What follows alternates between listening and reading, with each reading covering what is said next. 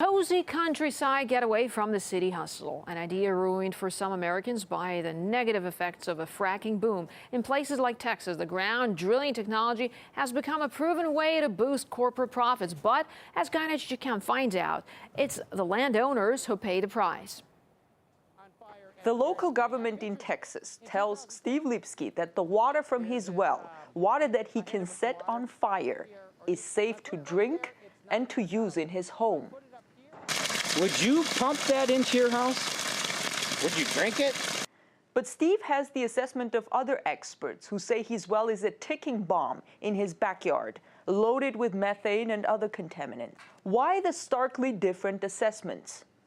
Steve claims that a fracking operation nearby contaminated his well and that Texas energy authorities are shielding the gas company. They don't want the world to know that it really is this bad.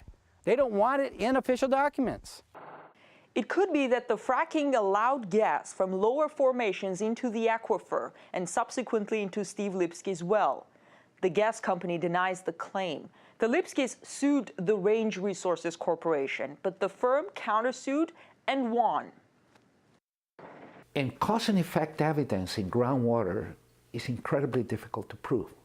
Mario Salazar is an engineer who worked with the Federal Environmental Protection Agency. He is not surprised that the state oil and gas regulator sided with the gas corporation. The agency that derives its income and survival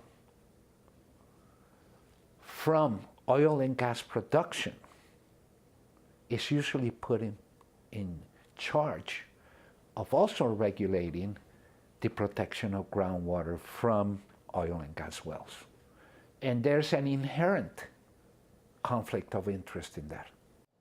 Determined to fight for his home, father of three Steve has been shipping fresh water from the city on trucks at a cost of $500 a month.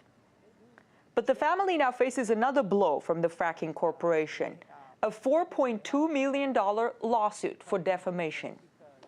Steve Lipsky's dream house, and it's a beautiful property, has become his nightmare. Several of his neighbors apparently have the same problem, but they're reluctant to speak out after they saw how the gas company went after Mr. Lipsky. They shouldn't expect much help from Washington either.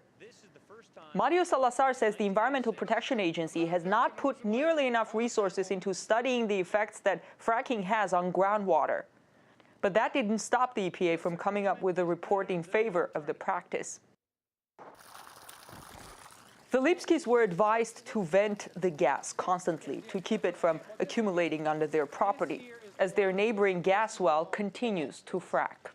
It's 5,000 feet deep. We're pretty much standing right on top of it. 100 years from now, when somebody dies because there's some contaminant in the water and they're able to trace it to this fracking, everybody else is dead. Who cares? And that's their philosophy.